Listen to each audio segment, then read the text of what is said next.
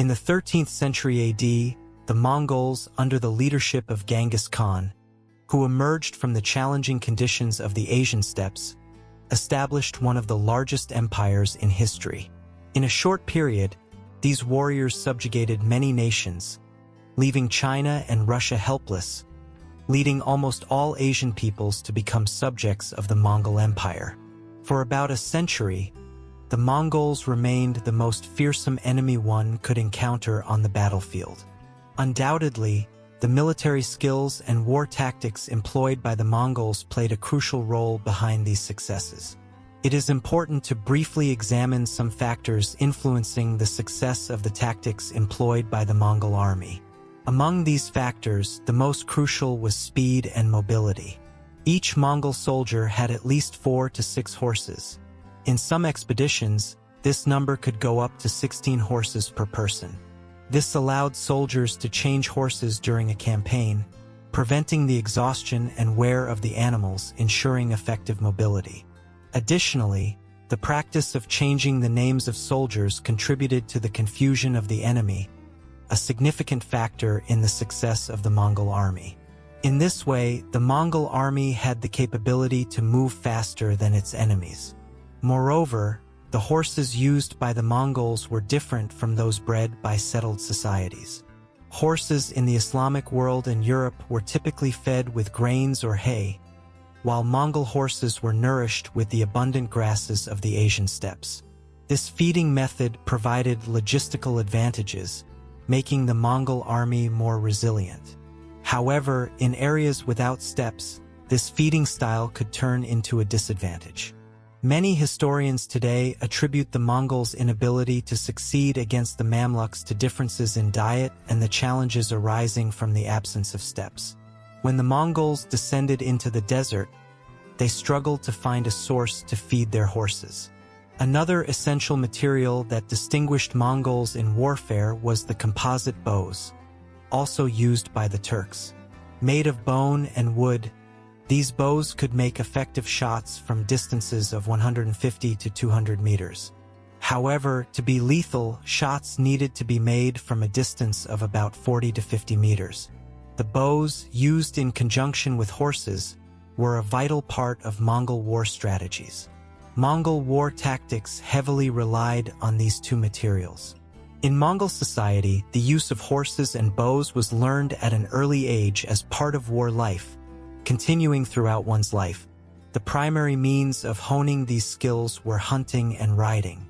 During hunts, Mongol warriors learned to remain silent, approach their prey quietly, and suddenly attack. This served as a rehearsal for tactics to be applied on the battlefield. During wartime, Mongol forces were organized into 3 separate ranks. In the front, there were light cavalry units dividing into 2 separate wings. Behind them were heavy cavalry units ready to engage in direct combat with the enemy. Behind the heavy cavalry, there were, again, light cavalry units organized into 3 ranks. During battle, the pioneer's task was to halt the enemy's advance with intensive arrow shots or draw enemy units toward the main body of the Mongol army. If the enemy army remained stationary, the light cavalry waiting behind would move ahead of the heavy cavalry and initiate movement toward the enemy ranks. However, these conflicts were not usually face-to-face. Instead, they moved parallel to enemy ranks and showered them with arrows to weaken them. When the enemy army wore down and gaps began to appear, Mongol forces would retreat. With the sound of drums carried on camels, the light cavalry wings would launch an attack this time. Yet, when this tactic failed, Mongols would surround the flanks of the enemy formation, resorting to a new strategy. This time, light cavalry would besiege the enemy flanks and initiate a heavy arrow shower. Simultaneously, heavy cavalry would attack the flanks, weakening the enemy's right and left sides. Subsequently, the center of the enemy would be surrounded. The organization of the Mongol army was designed to allow the easy application of war tactics requiring speed and mobility. Mongols structured their armies according to the decimal system, similar to the Turkish army. The smallest unit of 10 men, called armagan, formed the Scouts, which were the pioneer forces. A unit of 100 men, Venus, and a unit of 1,000 men formed a Kerman, and 10 Kerman represented a division. In this way, Mongol units could easily separate and rejoin while on the move. Thus far, what has been discussed pertains to the general battle plan and army structure employed by the Mongols in a pitched battle. However, upon closer examination of the overall plan, a series of strategies consisting of several specific tactics emerged. One of these tactics, which the Mongols successfully applied in many battles, was the feigned retreat tactic. This tactic was an ancient steppe warfare strategy also used by the Nokrats Turks and other nomadic warrior communities.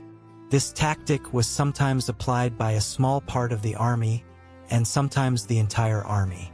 The Mongol units forming the vanguard of the army would launch a sudden attack and then retreat in panic.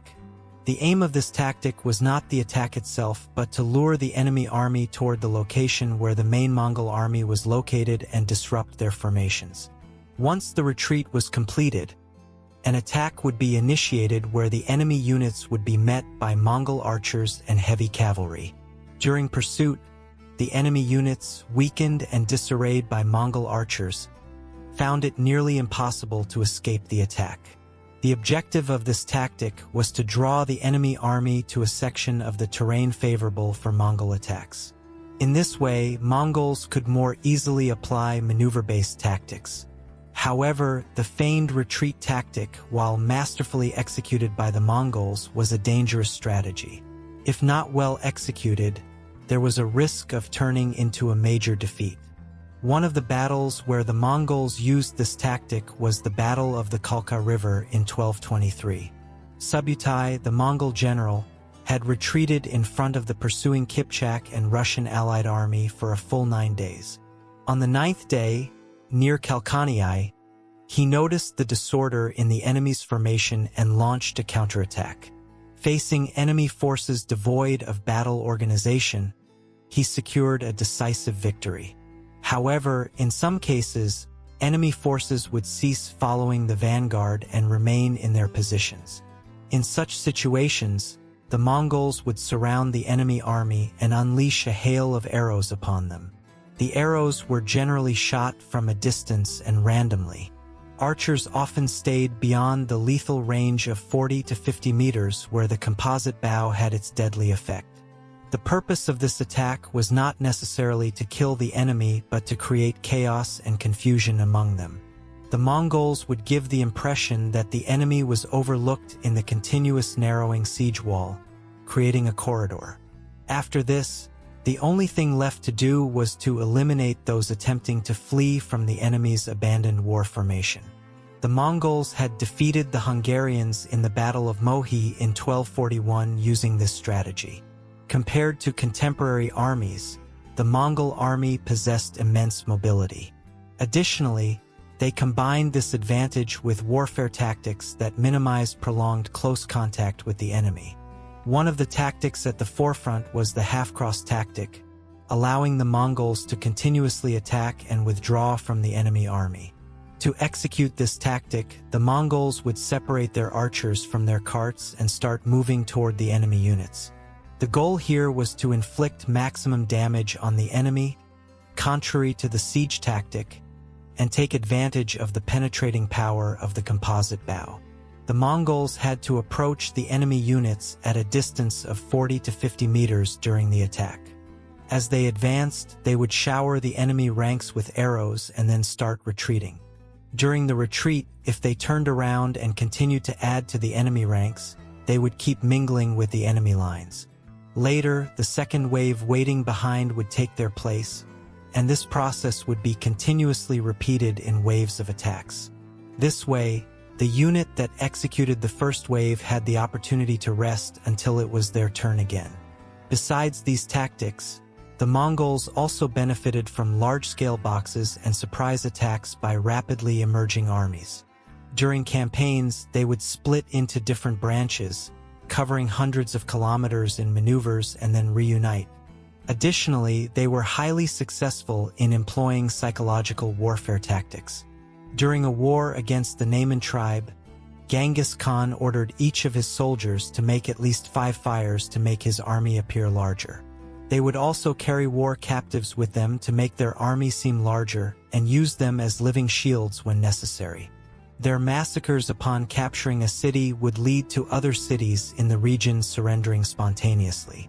A few panicked refugees abandoning the city would contribute to this terror policy by recounting the Mongols' atrocities in the cities they sought refuge in.